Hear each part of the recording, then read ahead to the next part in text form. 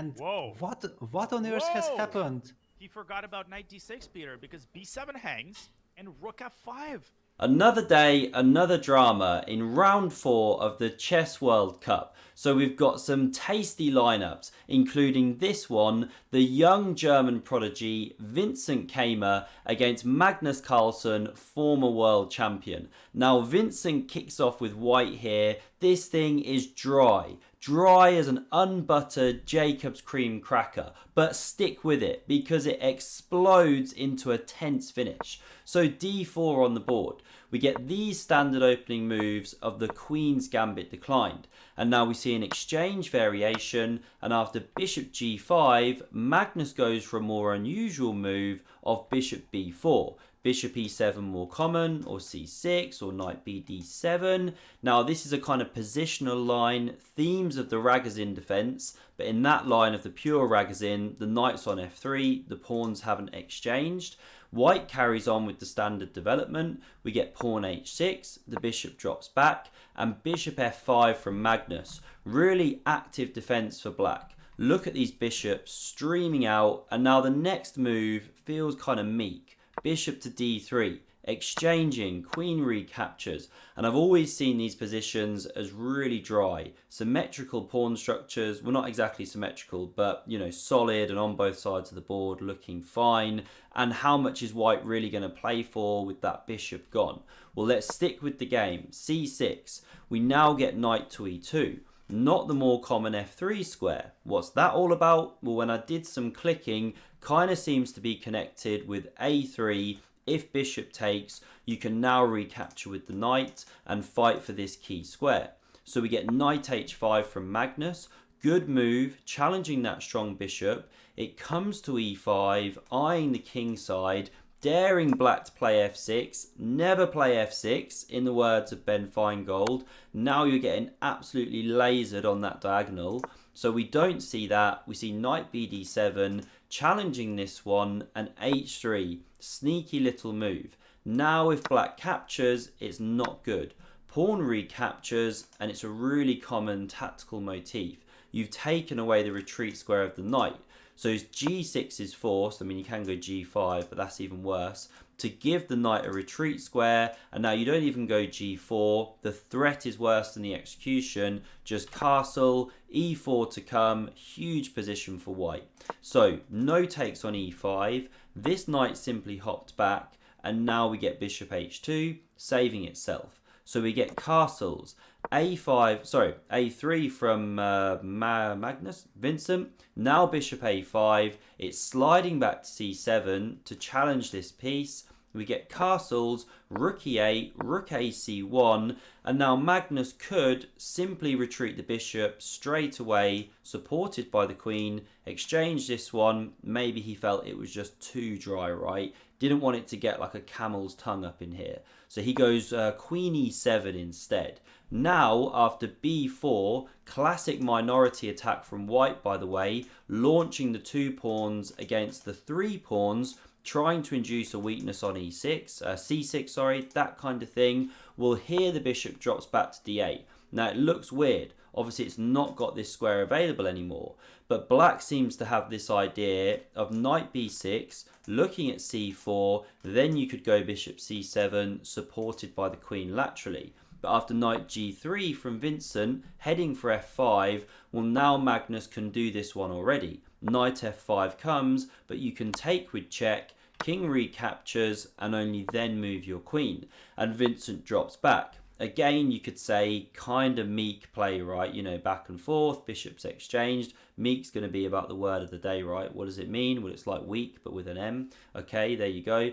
But now queen d6 from Magnus. The knight is pinned to the king, and after the king unpins, he goes pawn a5.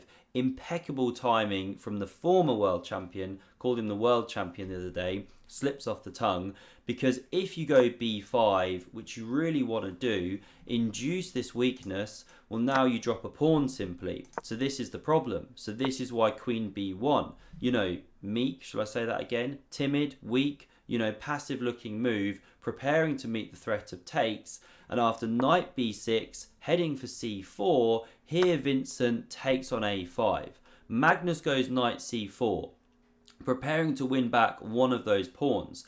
Now queen b4 was played. Of course, you don't want to capture, cement this pawn chain. So instead, we see rook takes on a5, and now brilliant tactic from Vincent to keep the balance. He's got to be careful here, because if, for example, where's the line? I mean, say whose move is it? It's White's move. Yeah, okay, so he plays a tactical shot. But if he goes for something like takes on d6, well, now he's got this problem of the a3 pawn. It's weak, coming under fire. Black's quite a bit better. So he finds a tactical shot. Do pause if you want to look for it. The best move for White in the position, and this keeps a nice balance. So Vincent plays knight takes on d5. Now in the game, we see knight recaptures. What happens if pawn takes?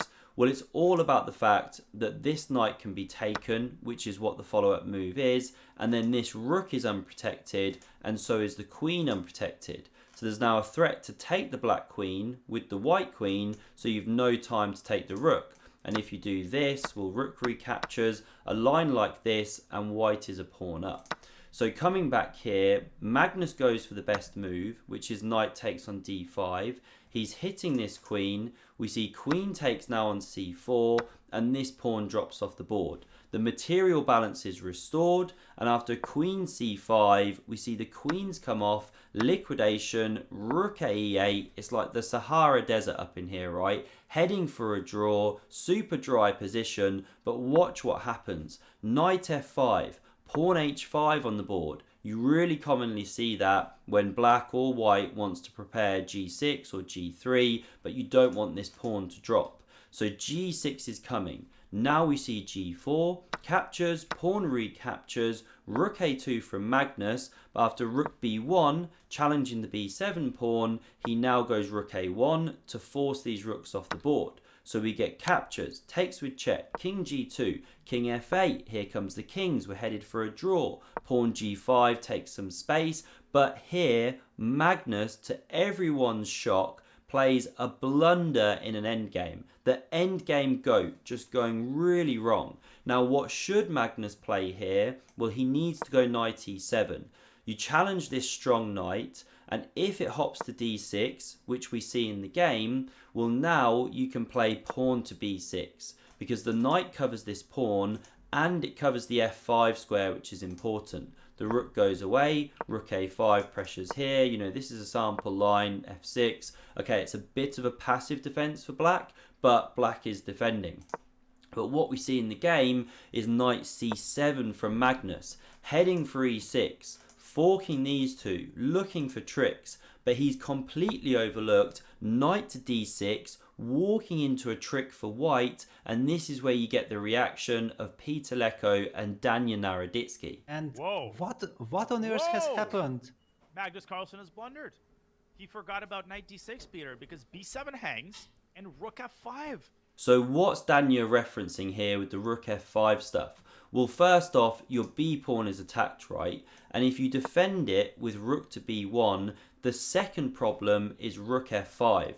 Both knight and rook converge on this pawn, and how do you defend it? Well, you don't. It's simply dropping off the board. Of course, you haven't even got f6 because of that g pawn, which was put there earlier, cramping the black position. So Magnus is in a world of trouble. He goes pawn to g6, taking control of the f5 square. The b pawn drops, and now critically, the c pawn is weak. We get rook b1, hits the knight. It retreats to d8, targeting the c6 pawn, and after rook b5, great composure from Vincent, who is down on time. Look at the clock times on the left.